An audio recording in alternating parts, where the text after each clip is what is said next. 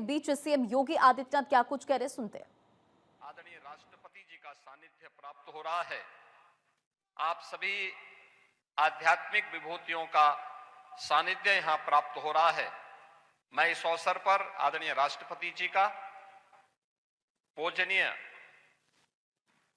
अम्मा जी का, प्रदेश की माननीय राज्यपाल जी का और आप सभी पूज्य संतों का, सभी विभूतियों का मैं उत्तर प्रदेश सरकार और उत्तर प्रदेश के नागरिकों की ओर से हृदय से स्वागत और अभिनंदन करता हूं।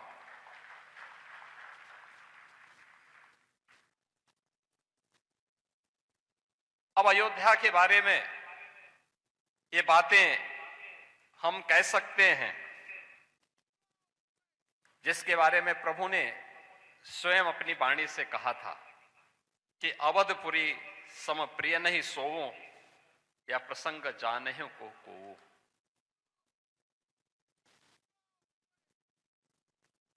जन्म भूमि मम पुरी सहावनी, उत्तर दिशि वह सरयू पावने।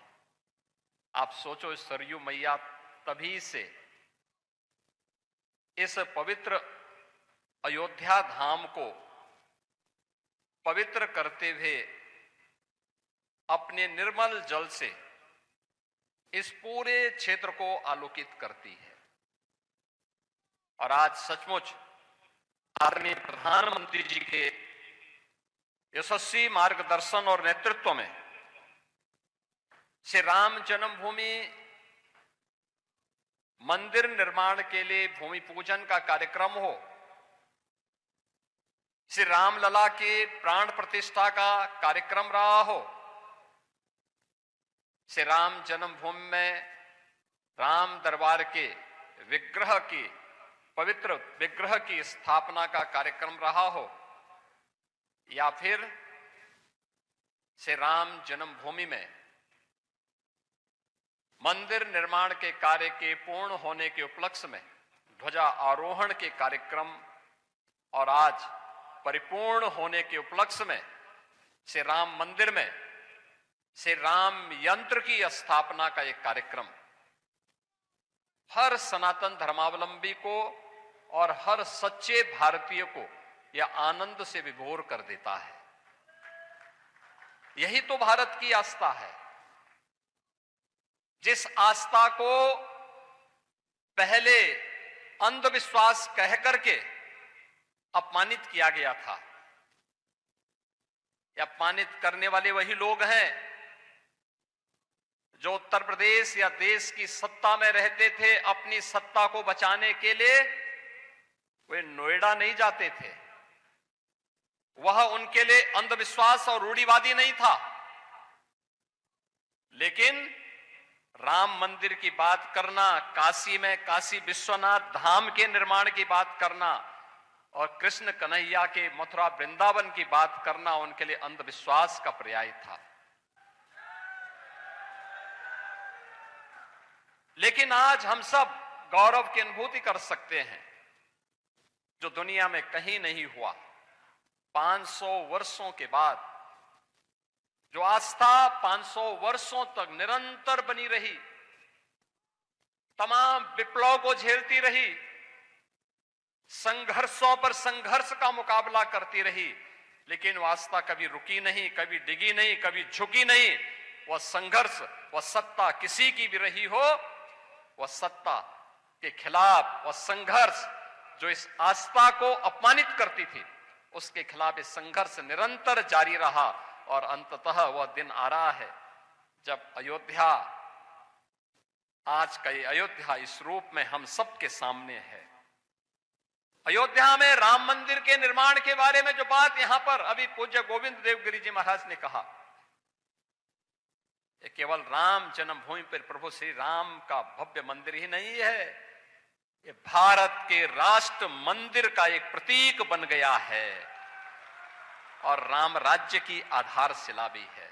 आज आपको भारत के अंदर देखने को मिल रहा होगा, राम राज्य बैठे त्रिलोका, हर्षित भये गए सब लोका, शोका बैरु न कर काहू सन कोई, राम प्रताप विषमता कोई। वर्णाश्रम निज निज धर्म, निरत वेद पथ लोक, चलहि सदा पावहि सुखहि, नहीं भय शोक न रोग।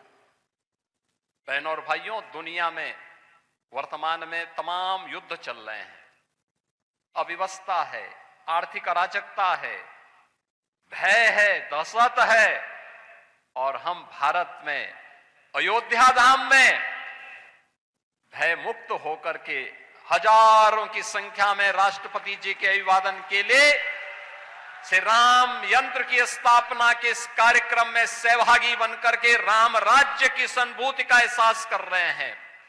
यही तो है जिसके बारे में कहा जाता कि भारत भारत इसलिए बना है क्योंकि भारत को हमारी ऋषि मुनियों की तपस्या ने, हमारे अन्नदाता किसानों के परिश्रम ने, हमारे कारीगरों की उद्यमिता ने और भारत की आस्था ने सदैव एक भारत श्रेष्ठ भारत के रूप में बनाए रखा है।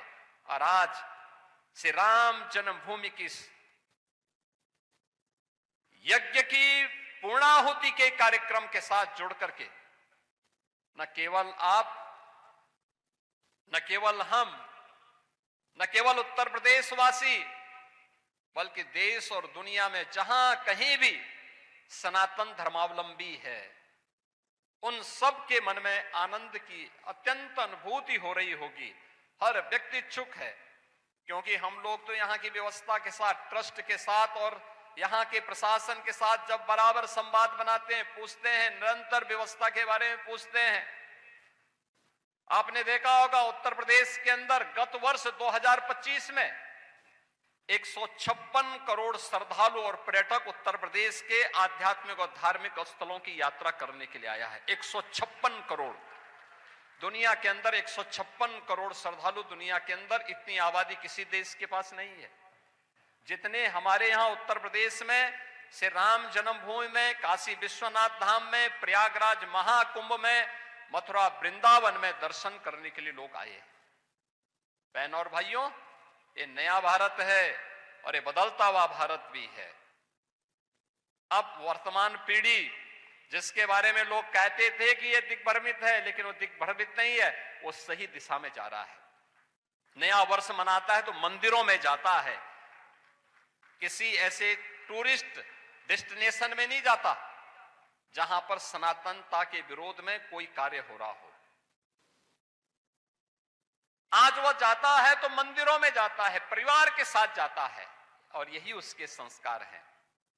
यहां पर अभी पूजनीय अम्मा जी ने जो बात यहां पर कही है, वह अक्सरशः आज नए भारत में देखने को मिल रही है।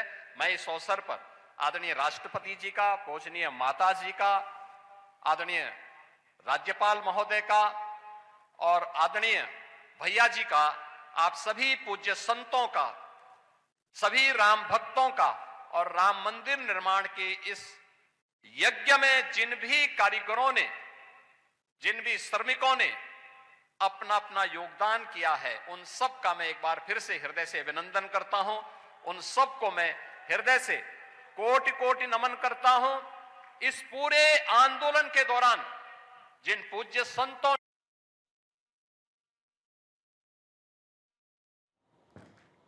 तो सीएम योगी आदित्यनाथ संबोधित कर रहे थे, जिन्होंने कई बातों का जिक्र किया। उत्तर प्रदेश का जिक्र वो करते नजर आए और मंच की सीधी तस्वीरें हम आपको दिखा रहे हैं।